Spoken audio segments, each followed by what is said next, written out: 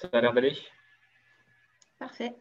Ok. Eh bien, écoutez, bonjour à tous. Donc, effectivement, un plaisir de vous partager quelques notions importantes sur l'analyse IRM des sacroiliacs dans le cadre, mais surtout dans le cadre des diagnostics de spondyloarthrite. Et je vais essayer en tout cas de rendre ça applicable immédiatement avec des points qui sont pour certains, vous verrez, à nuancer, mais des choses qui sont assez claires par contre, qu'il va falloir acquérir progressivement. Ça, nul ne peut en douter, vous avez tous ça en tête.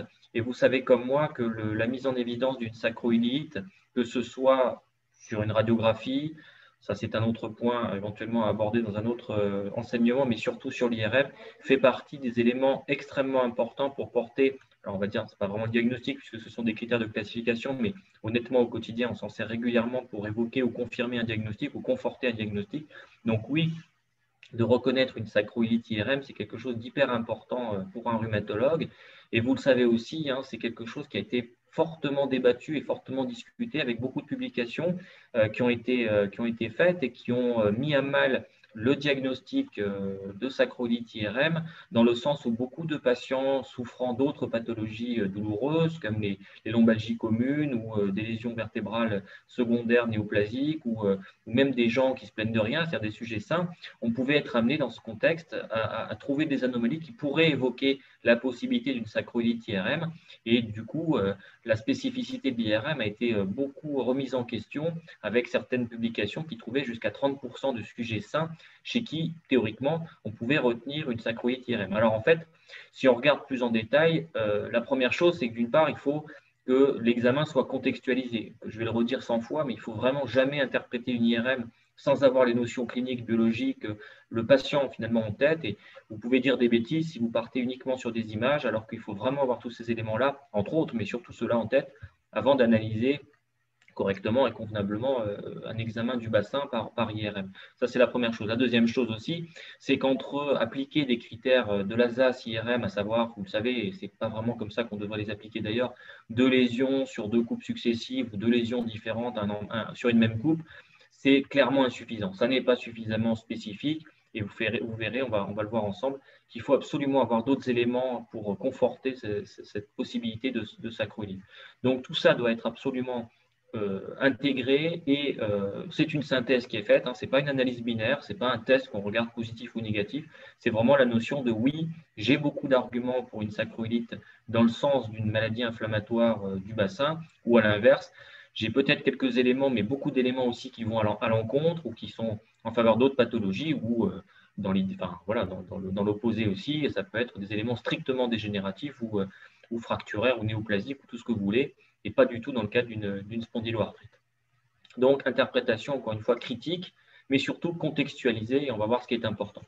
Donc, l'interprétation, pour qu'elle soit fiable, pour qu'elle soit valable, et c'est vous qui devez la faire, éventuellement aidé par votre radiologue, mais qui, lui, du coup, sera éclairé par votre apport clinique, biologique, votre analyse de l'examen clinique, de l'interrogatoire du patient, etc. Et vous voyez que tous ces éléments-là vont devoir être pris en compte, que ce soit l'âge du patient, ça c'est extrêmement important, surtout dans le sens d'âge plus important, au-delà de 40, 45, 50 ans, où ça devient très compliqué d'interpréter. Mais c'est vrai aussi, je n'en dirai pas beaucoup plus que ça, chez le sujet jeune, c'est-à-dire jeune adulte, entre 16 et 19 ans, on peut encore avoir des sacroiliacs qui ne sont pas complètement matures. Mais on peut avoir un aspect notamment de flou. On n'aura normalement pas d'œdème lié à cet aspect immature, mais par contre, on peut avoir un flou décortical qui peut tout à fait être lié à un âge jeune du patient. Donc, il faut savoir garder ça en tête aussi chez le sujet très jeune. Bien sûr, ça, c'est de la rhumato. Les symptômes, l'examen clinique, qu'est-ce que vous avez comme argument biologique, comme argument génétique, quel est l'IMC du patient, quelles sont les activités physiques qu'il effectue, est-ce qu'elles sont intensives, régulières, à forte charge au niveau du bassin ou pas. Est-ce que pour les femmes, il y a eu une grossesse récente? Et quand on dit récent, c'est dans l'année, dans les 18 mois, donc ce n'est pas récent de l'avant-veille. Donc tout ça, c'est des choses qu'il va falloir absolument avoir en tête pour pouvoir interpréter correctement. Évidemment, il va falloir que les images soient adaptées et que les séquences soient appropriées. On va revoir ça rapidement. Important, sans doute le plus difficile dans tout ça, c'est la notion d'anatomie, de localisation anatomique des lésions, et on verra que c'est extrêmement important pour avoir des arguments pour ou contre l'origine inflammatoire dans le cadre d'une spondyloarthrite. Et puis, ça se termine toujours de la même façon, c'est une interprétation qui est globale, qui doit être globale. On ne regarde pas juste la présence d'œdème, oui, non, on va regarder les autres éléments, que ce soit au bassin ou si on l'a à notre disposition, au niveau également du rachis. Et si on a encore d'autres éléments type radiologie standard ou scanner, on doit aussi en tenir compte. On n'est pas là pour faire une évaluation de la valeur de l'IRM, on est là pour porter un diagnostic, on doit absolument prendre tout ça en compte. Donc les séquences absolument indispensables, c'est la séquence TIR ou équivalent, ou T2 FATSAT ou Dixon, enfin, proche en tout cas du STIR, et du T1 qui aura comme vocation surtout d'être anatomique, le T1. Le T2, en fait, sert de complément, il n'est pas absolument indispensable. Si on a du T1 et du STIR, ça peut suffire. Donc voilà les lésions, vous savez ça, qu'on peut détecter, que ce soit les lésions actives, inflammatoires, donc l'œdème osseux surtout, c'est ça dont on doit tenir compte finalement, en tout cas quand on parle de classification. Mais quand on parle de diagnostic, on va aussi regarder s'il y a une capsulite, une synovite, une antésite. Je ne vais pas en dire beaucoup aujourd'hui parce que honnêtement, c'est assez rare de les mettre en évidence, si ce n'est les anthésites. Les capsulites, la synovite, il faudrait théoriquement avoir injecté l'examen, avoir fait une injection de Gado. Ce n'est pas quelque chose qu'on recommande en pratique. Donc en pratique, finalement, c'est surtout l'œdème osseux et un petit peu les anthésites dont on va tenir compte. Mais vous le savez aussi, l'IRM et notamment la séquence T1 permet très bien, quand on a l'habitude et quand la machine est de bonne qualité et que l'examen a été bien fait, on peut très bien avoir des lésions structurales, chroniques donc. Alors pas les syndesmophytes, évidemment, on parle du bassin, mais on peut très bien voir la sclérose sous-chondrale, on peut voir des érosions corticales et encore plus évidemment, on peut voir des remaniements graisseux, des lésions graisseuses sous-chondrales qui peuvent aussi avoir une valeur, non pas de diagnostic en tant que tel, mais encore une fois, d'arguments supplémentaires en faveur ou en défaveur du diagnostic. Donc en termes anatomiques, vous savez, ou vous ne savez peut-être pas encore, mais cette articulation sacro-iliaque, elle est constituée d'une portion qui est cartilagineuse avec du cartilage hyalin. Vous le voyez qu'il y a une espèce de boomerang à la partie antérieure et inférieure, mais surtout antérieure de l'articulation sacro-iliaque, et puis en gros les 2 tiers postérieurs et supérieurs qui sont constitués de ligaments, de jonctions ligamentaires. Et je vous le dis d'emblée pour que vous commenciez à le retenir, les lésions et les localisations anatomiques qui sont les plus pertinentes, c'est la localisation qui est inférieure et la localisation qui est postérieure. Donc en gros, surtout dans cette zone-là, que ça va nous intéresser pour être en faveur du diagnostic de spondyloarthrite, alors qu'à l'inverse, les localisations antérieures sont, elles, plutôt des zones de contrainte mécanique importantes et donc plutôt occasionnées par tout ce qui est surcharge ou arthrose ou grossesse ou enfin voilà, ce genre d'éléments qui ne sont pas inflammatoires en tout cas. Donc voilà comment on se repère. Donc vous aurez compris que ce ne sont pas des IRM, c'est un scanner, mais ça n'a pas d'importance, c'est juste pour avoir un repère. Donc en gros, on passe ici de la partie antérieure et supérieure à en dessous, la dernière partie en bas à droite, la partie qui est plutôt postérieure et inférieure. Et donc vous l'aurez compris, on est d'autant plus intéressé par les lésions qu'elles se situent plutôt sur cette zone-là, c'est-à-dire sur la partie postéro-inférieure de l'articulation sacro-iliaque, évidemment des deux côtés.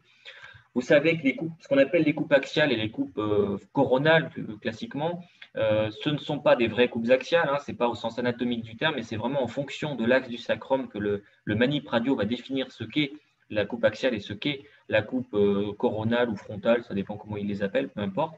Donc vous reconnaissez certainement les coupes que vous avez l'habitude de voir, et vous savez ici qu'on est plutôt, vous voyez encore une fois, sur la partie antérieure et supérieure, donc plutôt les zones touchés par les lésions dégénératives, alors que plus on descend, plus on sera sur les zones postéro-inférieures qui, elles, seront beaucoup plus intéressantes à analyser. Et donc, ces fameuses coupes coronales, ou que certains radiologues appellent, ou manip radio appellent frontales, qui vous voyez qu'elles ne sont pas frontales ni coronales, elles sont dans l'axe du sacrum, dans le grand axe du sacrum. Et là, de la même façon, vous allez avoir la coupe certainement la plus facile et la plus intéressante à interpréter, c'est celle qui est entourée de rouge, où là, vous allez pouvoir bien voir la partie postério-inférieure, la partie antéro-supérieure de l'articulation sacro-iliaque de chaque côté.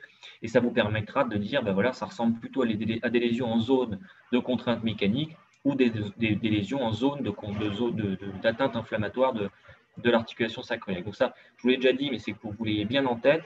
Encore une fois, localisation inflammatoire dans les sacro-iliaques, c'est plutôt les parties inférieures et postérieures, et les zones touchées par les contraintes mécaniques et donc par définition par l'arthrose et tout ce qui s'en approche, ce sont plutôt les zones antéro-supérieures. Donc les lésions élémentaires, on va les passer en revue et on va surtout dire un mot de l'œdème osseux. Alors quand c'est extrêmement étendu comme cela, c'est simple, je vais dire. Voilà, il y en a partout, c'est très étendu. Bon, comment est-ce qu'on dit que l'œdème est étendu? La première chose, pour parler d'œdème, il faut avoir une référence. Parce que si vous modifiez votre contraste sur l'image numérique, vous pourrez donner un aspect blanc à votre image très facilement, alors qu'elle ne sera pas fiable. Il faut savoir qu'on part de la référence du centre du sacrum. Vous voyez, cette zone-là, c'est ça qui doit être la référence pour votre œil. Donc, c'est cette zone-là que vous devez mettre dans cette tonalité d'espèce de gris sombre. Et c'est à partir de là, quand cette zone-là est en gris sombre, que vous allez définir donc un hypersignal, donc qui signera la présence, a priori en tout cas, sur des séquences, vous voyez, en STIR ici, ou en T2 FATSAT, en tout cas en suppression de graisse, de lésions donc œdémateuses, sous-entendu inflammatoires. La première chose à regarder, c'est bien sûr, est-ce qu'il y en a ou pas. La deuxième chose à regarder, c'est combien il y en a. La troisième chose, c'est quelle est leur étendue, parce que, alors, il n'y a pas de cut-off absolu, mais globalement, vous serez d'autant plus convaincu par l'existence d'une réelle atteinte inflammatoire que l'étendue sera importante. Et deuxième élément, il faut que les limites soient floues, c'est-à-dire que comme ici, vous voyez, que vous ne fassiez pas une distinction nette entre la présence et l'absence d'œdème osseux. Vous n'arrivez pas à dessiner avec votre stylo ou avec votre flèche une bordure qui soit totalement délimitée. Ça, c'est très en faveur d'une lésion, encore une fois, d'œdème. C'est logique, l'œdème, il est progressif, il est hétérogène. Et l'autre point qui apparaît sur cette diapositive qu'il faut avoir en tête, il faut évidemment que ce soit dans une zone qui sont compatibles avec une localisation articulaire, ou en tout cas périarticulaire, puisqu'on parle d'os. Il faut que ce soit dans une zone sous-chondrale et pas au milieu du sacrum ou linéaire, comme on le verra juste après. Donc, encore une fois, quand il y en a beaucoup comme ça, c'est facile.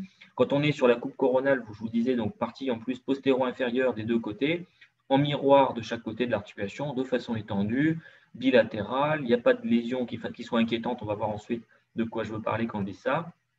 Les bords sont flous. Bon, voilà, il n'y a absolument aucun doute là-dessus. On peut imaginer difficilement un autre diagnostic qu'une spondyloarthrite pour occasionner ce type d'image. Voilà.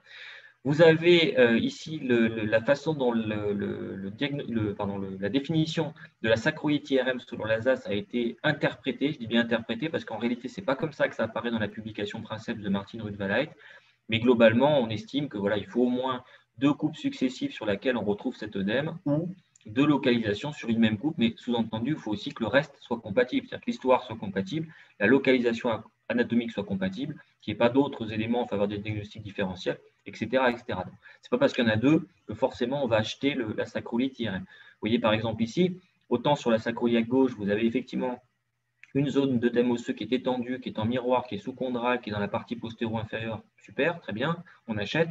Mais vous voyez qu'à droite, s'il n'y avait que celle-là, on ne l'aurait pas forcément acheté, puisqu'on a quasiment que la localisation antérieure et supérieure de l'articulation qui est en zone d'œdème, qui est le siège d'un œdème. Donc ça, en soi, ça ne suffirait pas. Alors bien sûr, là, il y a les deux, donc ça va bien ensemble.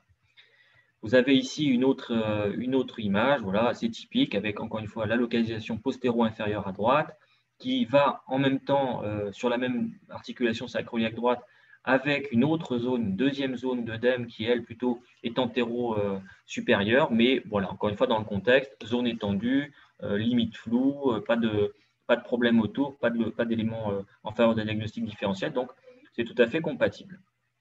Et par contre, avoir en tête ces diagnostics différentiels que je suis en train d'essayer de vous amener petit à petit. Alors, des choses qui, des fois, sont évidentes, quand on a surtout le contexte qui est approprié, c'est-à-dire quand on vous parle d'un patient qui a une altération d'état général avec de la fièvre, une féstalgie unilatérale dans un contexte fébrile et possiblement une porte d'entrée infectieuse, bon, voilà, c'est simple. Mais même si vous n'aviez pas le contexte, le fait que cet œdème soit très étendu, certes, mais vraiment strictement unilatéral et surtout qu'il y ait un œdème, en tout cas un œdème, on ne sait pas, peut-être un épanchement, en tout cas un hypersignal intra-articulaire, ça pourrait éventuellement, pourquoi pas, être une synovite dans le cas d'une sacroïlite, mais en pratique, vous verrez que c'est relativement rare. Et surtout, ce qui doit vous mettre la puce à l'oreille à tout prix, c'est que vous voyez que ça s'étend bien au-delà de l'articulation sacroiliaque, puisque vous avez toutes les loges musculaires qui sont autour des os du bassin, qui sont infiltrées, qui sont œdémateuses également. Et si vous regardez un petit peu plus loin, vous avez également cet œdème qui va très loin, au-delà des parties molles. Et puis, alors pardon, je suis allé là, excusez-moi, je suis allé trop loin. Voilà. Et ici, oui, c'est pas la bonne image, excusez-moi. Là, c'est une autre possibilité de diagnostic différentiel. On verra plus tard d'autres lésions septiques. Une autre possibilité de diagnostic différentiel, bon, c'est écrit dessus, c'est une fracture, vous le voyez. On pouvait s'en douter par le fait qu'on n'est pas en zone sous-chondrale. En tout cas, ça n'est pas en miroir du tout de l'articulation sacroiliaque qui pour ceux qui seraient perdus sur le plan anatomique, se situe ici, évidemment. La deuxième chose qui est facile à voir là-dessus, qu'on ne voit pas forcément aussi bien, il faut l'admettre, c'est que vous avez un trait d'hyposignal au milieu qui va bien avec une fracture.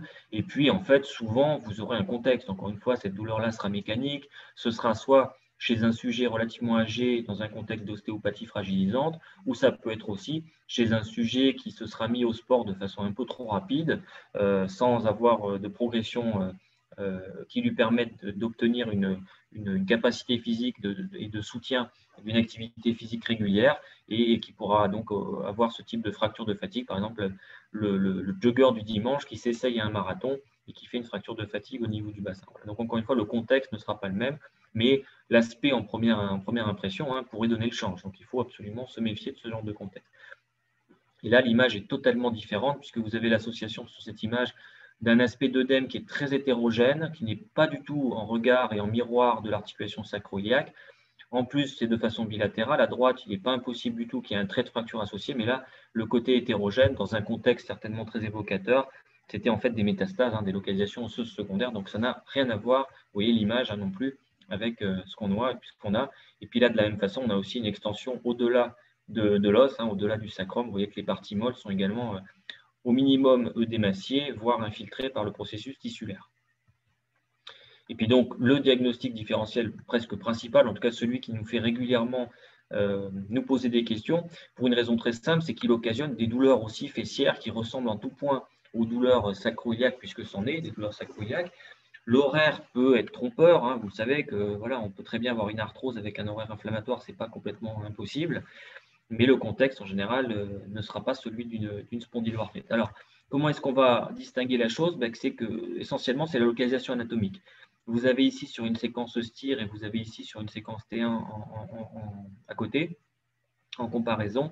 Vous avez les localisations d'œdème qui, vous le voyez, la première chose, c'est qu'elles sont moins étendues, elles sont mieux limitées, elles sont en regard et en miroir, certes, de l'articulation sacro-iliaque, mais vous voyez qu'on est sur une localisation, que ce soit ici sur la coupe axiale, enfin non, c'est coronale antérieure et ici coronale un peu plus postérieure, vous avez une localisation qui est vraiment très antéro-supérieure. Là, on est tout en haut de l'articulation sacro-iliaque et là, on est tout à fait à la partie postérieure mais supérieure de l'articulation, pas la partie postérieure de l'articulation au sens anatomique, mais la partie postérieure de la partie supérieure, où là, on est vraiment en zone de contrainte mécanique. Et vous voyez qu'en plus, cette personne a, vous voyez, certainement une petite discopathie modique en L5S1 avec des plateaux vertébraux également qui sont infiltrés d'œdème.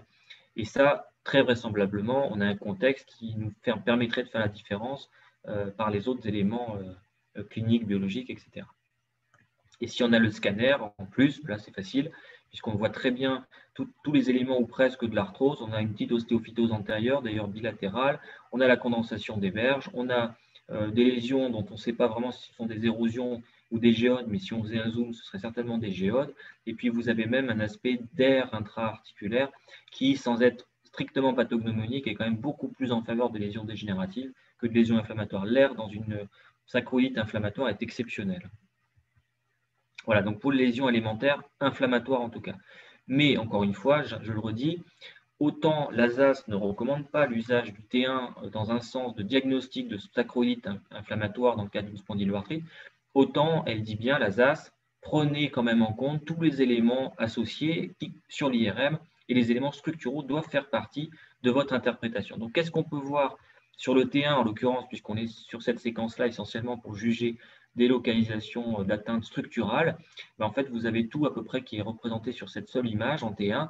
Vous avez des plages graisseuses qui sont là encore sous-chondrales, mais vous le voyez, elles, par contre, c'est l'inverse de l'œdème. Il faut qu'elles soient au contraire bien limitées. C'est-à-dire mieux elles seront limitées, plus vous serez convaincu par l'origine inflammatoire de la douleur. Donc ça, c'est la première chose. La deuxième chose, c'est que vous aurez une sclérose, une condensation osseuse. Bon, on ne parle pas de condensation puisqu'on est sur une IRM, mais vous aurez des plages d'hyposignal en T1 qui vous signeront la sclérose. Et puis là, elles sont absolument énormes, elles sont rarement aussi grosses, mais vous avez des érosions, donc ce sont ni plus ni moins des défects corticaux dans les articulations sacro-iliaques qui ne sont pas spécifiques d'une sacroïlite inflammatoire, mais quand elles sont nombreuses et en localisation comme ici, encore une fois anatomique compatible avec une origine inflammatoire, ce sera un argument très fort, surtout si elles sont nombreuses, en faveur d'une origine inflammatoire. Voilà. Et puis après, également, ce qu'on peut voir, c'est une fusion, hein, une ankylose. Bon, là, c'est facile, j'allais dire. Vous avez une disparition progressive de l'interligne. Vous voyez que ça s'associe à un aspect irrégulier, sans doute érodé, et à des plages de remaniement graisseux sous-jacents, sous-chondraux, qui vous font dire que peut-être, certes, sur le STIR, il n'y a pas d'éléments œdémateux, mais vous voyez que l'interligne déjà paraissait très difficile à visualiser, et que quand vous regardez le T1, bah oui, effectivement, l'interligne, il n'est pas difficile à visualiser, c'est juste qu'il a quasiment disparu. Et ça, ce sont des lésions de sacrolyte chroniques, hein, de stade 4 quasiment, si on faisait une radio. Alors, les érosions, voilà à quoi ça ressemble. Si vous les regardez en T1 ou en T1 FATSAT, mais on a rarement le T1 FATSAT, on a souvent le T1, ben vous avez un aspect à la fois d'élargissement de l'interligne articulaire et puis surtout d'irrégularité de la corticale qui vous fait dire que oui, il y a des défects corticaux, des trous, hein, dans la corticale, ni plus ni moins. Et donc ça, ce sont des érosions qui vous donneront donc des arguments supplémentaires. Donc voilà, donc tous ces éléments-là doivent être pris en compte. On va essayer de les appliquer sur quelques cas cliniques, parfois simples, parfois un petit peu plus compliqués. Le premier cas, c'est celui d'une femme de 43 ans. Donc vous voyez, on est encore dans la fourchette compatible avec le diagnostic, mais plutôt la fourchette haute. Elle n'est pas porteuse du gène B27. Par contre, elle a du psoriasis cutanée, des rachialgies dont l'horaire est inflammatoire et biologiquement un syndrome inflammatoire, sous-entendu, pour lequel on n'a pas d'autre origine évidente. Comme souvent, la radiographie du bassin, bah, c'est mi-figue, mi-raisin, c'est-à-dire que, ok, les articulations sacro-iliaques et surtout leurs pieds ne paraissent pas réguliers, mais de là à dire qu'il y a des érosions, un aspect en timbre-poste ou une fusion, on ne peut pas l'affirmer. Donc, vous aurez eu besoin de faire un examen IRM de son bassin. Donc là, vous reconnaissez la séquence en STIR ou en équivalente, les deux FATSAT. Je vous laisse un petit peu regarder les images. Il y en a une deuxième juste après, c'est la coupe qui est un tout petit peu derrière celle que je vous ai montrée pour la première. Voilà, donc vous avez pu voir les images. En gros, ce qu'il a fallu voir sur ces images, c'est vous avez donc sur les deux coupes successives, ici comme ici, vous avez effectivement des petites plages d'œdème, je dis bien petites, d'œdème, mais de façon bilatérale, vous voyez, au niveau plutôt quand même de la partie inférieure des sacro-iliaques. Bon, ok, on prend ça en compte. Deuxième élément, donc encore une fois, c'est la localisation, plutôt moyenne, on va dire. Elle n'est pas franchement postérieure, elle est plutôt moyenne, pas franchement antérieure, pardon, elle est plutôt moyenne. Et puis ce qu'on a par contre également, peut-être vous l'aurez remarqué, mais il faut toujours garder aussi ça quand on analyse le bassin, c'est le dernier disque vertébral, L5 et 5, qui sans être très déshydraté, il est par contre inflammatoire. En tout cas, les plateaux vertébraux de L5 et de la première pièce sacrée sont le siège d'un œdème, donc plutôt un modique. Bon, donc on a ça en compte, on a tout ça. On n'est pas super convaincu, l'œdème n'est pas très étendu, on est sur des zones plutôt dégénératives ou limite entre dégénératif et inflammatoire. Et puis on a cette discopathie qui pourrait très bien expliquer les lombalgies inflammatoires de cette personne. Ok, on continue. Voilà le T1 sur lequel on voit essentiellement des remaniements structuraux, à savoir des involutions graisseuses. Ça, on le voit bien. Vous avez possiblement quelques érosions. Là, il faut avoir un petit peu les yeux de la foi, mais on est par contre sur une zone très postéro-inférieure de l'articulation sacro-iliaque sur laquelle on a quelques irrégularités décorticales. Et puis, donc, on continue, puisqu'on avait les éléments rachidiens également qui avaient été analysés. Donc, vous avez cette IRM du rachis lombaire en coupe sagittale, pardon, et en séquence STIR, sur laquelle on voit quelques discopathies. On peut se poser la question, est-ce que ça c'est réel? Est-ce que c'est vraiment un hypersignal du plateau inférieur de cette vertèbre? Bon, pourquoi pas?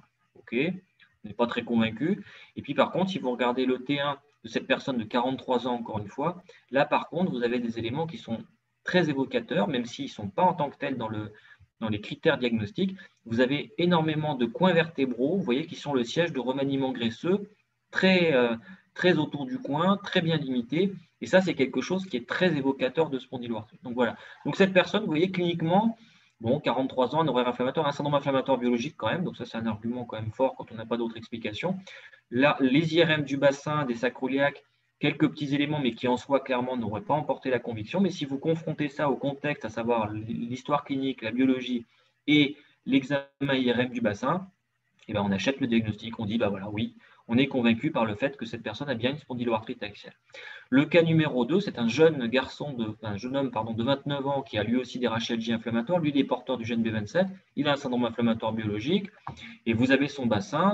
On va dire que je vous ai mis la coupe la plus parlante, et je pense que vous aurez vu ce qu'il fallait remarquer, c'est cette petite zone, je dis bien petite zone d'œdème, qui n'est pas en miroir, qui est certes en zone sous-chondrale, qui est plutôt en zone moyenne inférieure. Voilà, on est à la limite entre la zone inflammatoire et la zone dégénérative possible. Et puis, c'est à peu près tout, puisque le T1, il est jeune, il n'a pas encore de remaniement graisseux, et ses interlignes sacroiliaques sont absolument nickel. Il n'y a absolument pas d'érosion, il n'y a pas d'ankylose, il n'y a pas de condensation osseuse sous-chondrale. Donc, rien de très convaincant. Bon, sauf que quand vous regardez son IRM du rachis, là, vous tombez sur ces éléments-là qui sont postérieurs avec des énormes anthésites en fait interépineuses. Donc, des énormes anthésites interépineuses comme celle-là qu'on retrouve sur le T1 en miroir, puisqu'elles sont en hyposignal du coup, et vous voyez, ça vous emporte la conviction.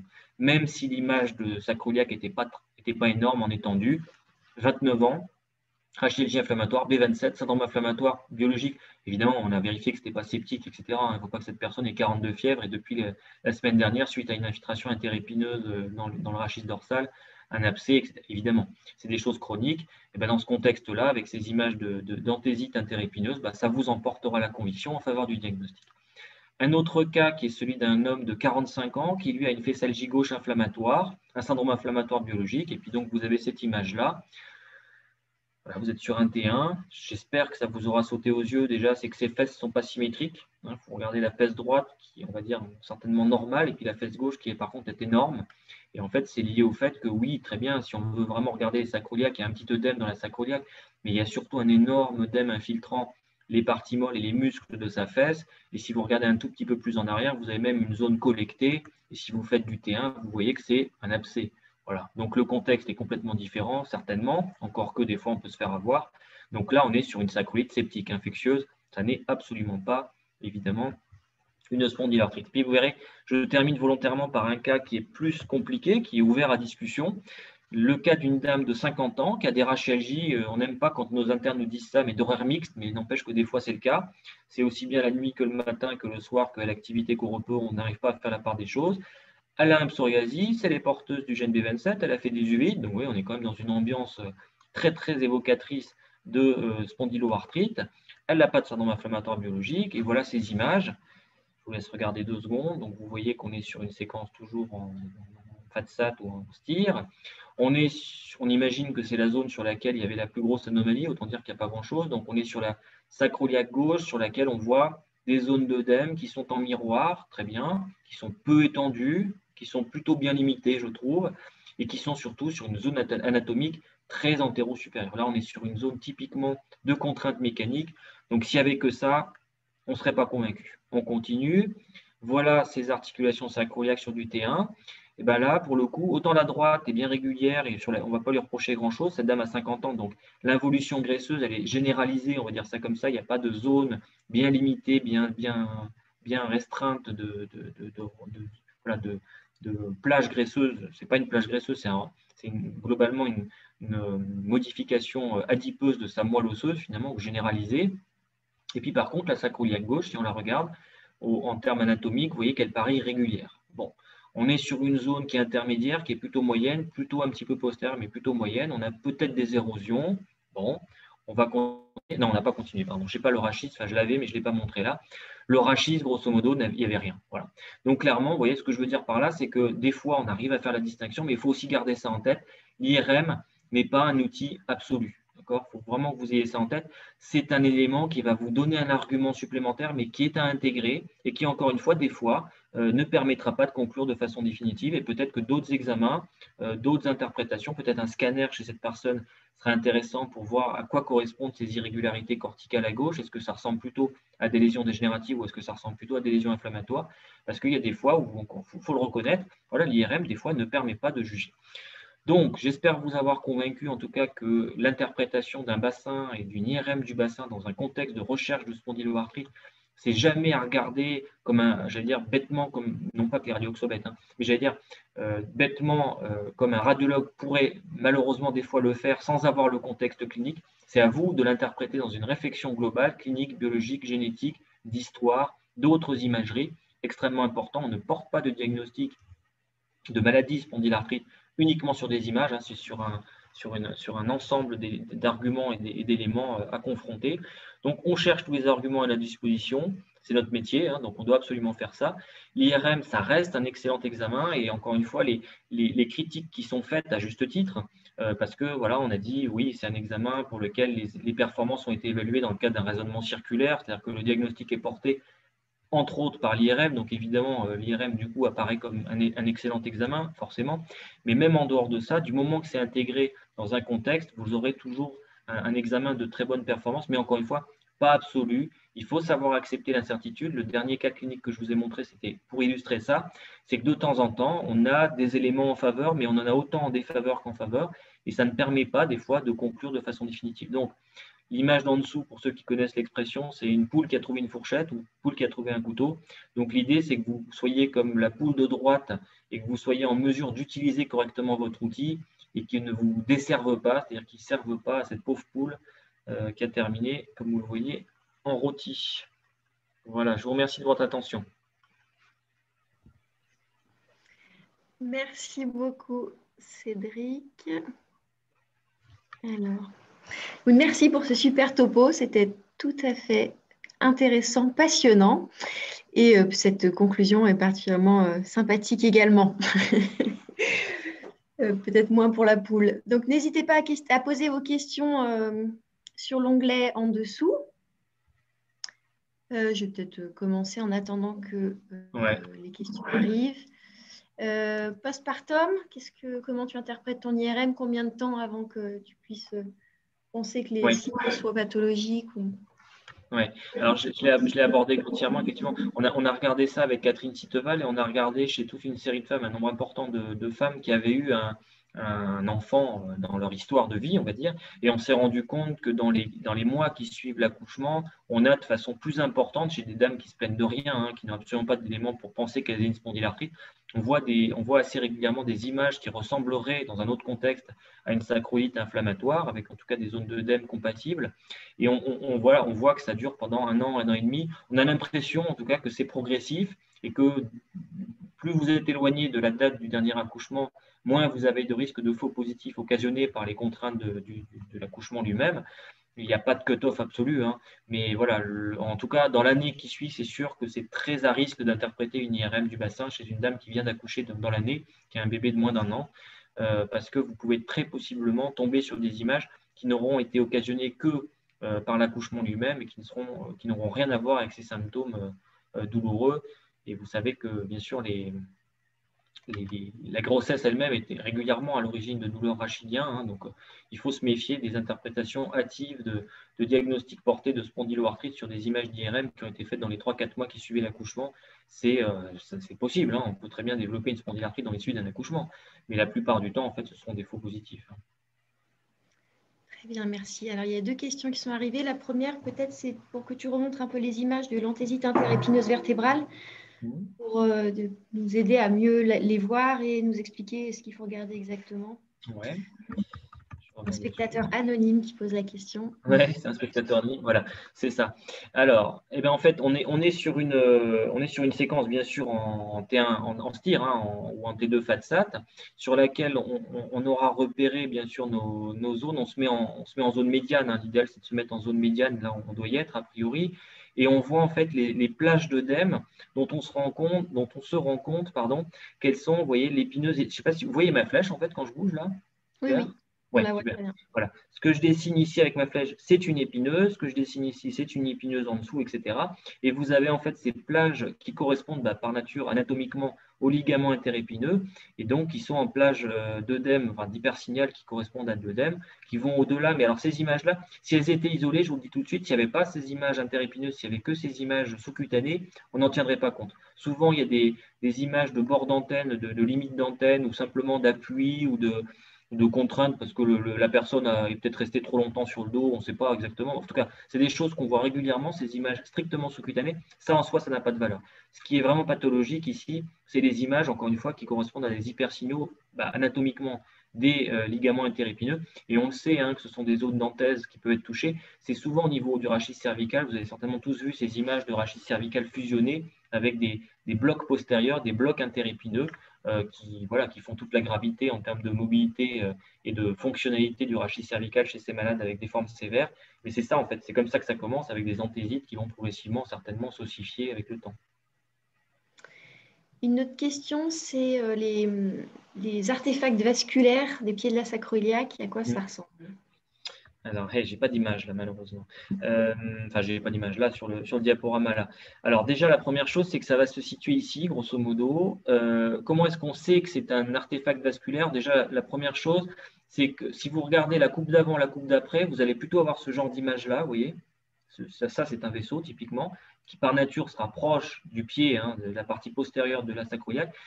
Premier élément, donc vous allez tomber sur un vaisseau, en général sur la coupe d'avant, la coupe d'après. Et deuxième élément, c'est que ça ne s'étend pas sur plusieurs coupes successives. C'est-à-dire qu'autant l'image d'avant, l'image d'après, vous pouvez voir l'image vasculaire, mais par contre, la plage de ce qui pouvait ressembler à un œdème aura disparu. Donc normalement, vous aurez sur une seule zone, sur une seule slice, une seule coupe, vous aurez cette image de pseudo-œdème.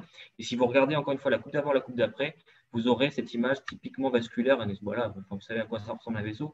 Donc un espèce de tuyau, si je puis dire, plus ou moins visualisable, qui vous permettra de dire, oui, ok, on est sur une zone vasculaire. Et encore une fois, c'est ici que ça se passe. C'est vraiment. Alors juste, je crois que tu es pas en plein écran, c'est-à-dire qu'on ne voit pas bien. Si, pourtant. Si. Alors, ouais, enfin, moi, de mon côté, je suis en plein écran, oui. Alors, est-ce que c'est moi qui peux changer? Est-ce que c'est mieux? Je suis en plein écran et j'ai le truc qui me dit vous êtes en train de partager votre écran. Donc normalement, c'est pas mal. Bon. Tao me dit... Voilà, c'est l'explication orale, je pense, c'était déjà. Il faut que tu en fait, ouais, je sais pas, il faut que tu repartages. Tu veux pas essayer de repartager? Je veux essayer sans problème. Je sais pas. Moi, je te vois, mais. Voilà. C'est mieux? Ah non, c'est bon. Alors, ça a l'air d'être bon. OK. Ouais. Donc, je vous remontre. C'est cette zone-là. Hein. C'est cette zone-là, entre guillemets, le pied de la sacroiliaque sur laquelle on va voir ce genre de doute. Et l'image, malheureusement, je l'ai. Voilà, j'aurais pu anticiper, vous allez me dire, mais j'avais pas prévu de la montrer. Mais en gros, il faut imaginer que vous aurez ce type d'image-là. Ce que je vous montre là, c'est un vaisseau. Et que vous aurez dans cette zone-là, en général, sur la coupe d'avant, la coupe d'après, voire la même coupe autour de la zone d'œdème. Oui. On t'a perdu. Ah. Moi, je vous entends toujours bien, pourtant, décidément. Alors. Moi, je t'entends très bien, Claire, pourtant. Ah, d'accord, c'est bon, ok. C'est peut-être moi qui étais instable. Ok, je ne sais pas, je reçois encore des messages de Tao qui dit qu'on ne voit pas et des petits textos en bas qui me disent que c'est bon alors. Bref. Ok, encore une question sur la physiopathe des remaniements graisseux. Est-ce que tu peux expliquer pourquoi on voit des remaniements graisseux? Non. Non, je ne sais pas. Non, je crois que malheureusement, personne n'est capable de savoir exactement ce qui se passe. Quand on réfléchit imagerie, en tout cas, pour interpréter l'image en physiopathologie, très sincèrement, je crois que personne n'est capable de bien savoir faire l'explication. On a quelques pistes du lien entre la partie inflammatoire que nous, on visualise en imagerie par de l'œdème et qui correspond à de l'inflammation. Hein, c'est un infiltrat lymphocytaire inflammatoire. Voilà, vers l'évolution sur une zone d'ossification de syndesmophite au niveau vertébral ou d'ankylose au niveau sacroiliaque. Ça, il y a des pistes physiopathologiques. Par contre, en tout cas, moi, je ne les connais pas sur le lien entre l'œdème et les plages de remaniement graisseux. Néanmoins, encore une fois, je pense que ce qu'il faut garder en tête pour interpréter correctement une IRM du bassin, c'est que ces plages de zones graisseuses doivent être vraiment bien limitées et en zone sous-chondrale. Voilà, ça, c'est déjà les deux éléments, si vous les avez en tête. Ça vous permettra de dire, voilà, ça c'est en faveur du diagnostic de spondyloarthrite, en tout cas de sacroïdite passée, dans le sens ancienne, alors qu'à l'inverse, si vous avez globalement un remaniement graisseux, c'est-à-dire un aspect d'hypersignal global en T1 et de signal normal en STIR, ça vous fera plutôt penser à une involution adipeuse globale, probablement plutôt liée soit à l'avancée en âge du patient, soit peut-être à une maladie hématologique. Il y a certains traitements aussi qui donnent ce genre de choses, mais ce ne sera pas d'origine inflammatoire jusqu'à preuve du contraire. Quand c'est mal limité, quand c'est global, ce n'est pas inflammatoire. On va peut-être prendre juste une dernière question pour rester un peu dans les temps. Est-ce que si tu as un doute, tu recontrôles ton IRM et si oui, à combien de temps? Alors, on dit classiquement qu'il ne faudrait pas le faire. Les seules situations où il a été montré que ça pouvait vraiment apporter quelque chose, déjà, c'est chez les hommes. Je suis désolé, ça fait très misogyne, mais c'est chez les hommes ou dans l'accord Space et dans l'accord Désir, mais surtout Space, on a pu montrer que de la refaire en un an, hein, pas beaucoup d'autres données qu'un an, mais de la refaire à un an, apporter un petit pourcentage de rattrapage diagnostique en quelque sorte, mais c'est à peu près tout. Voilà. Si vous avez peu d'éléments au début, vous en trouverez très probablement pas plus dans les mois qui suivent. Et en tout cas, la plupart des données qu'on a d'un point de vue scientifique, c'est donné un an. Après, on est clinicien. Si vous avez une énorme conviction clinique, que vous êtes vraiment persuadé et que vous n'avez rien d'autre sur quoi vous raccrocher, on aura tous tendance à de temps en temps craquer, j'allais dire, et à refaire l'imagerie. Mais objectivement, c'est peu rentable. Clairement, c'est peu rentable. Ok, eh ben merci beaucoup. N'oubliez pas, on va lancer le petit sondage. N'oubliez pas d'y répondre, s'il vous plaît. Merci Cédric. Et donc la semaine prochaine, on accueillera le professeur Mogard qui nous parlera de fibromyalgie, des diagnostics différentiels parfois. Merci à vous. À bientôt. Merci de votre attention.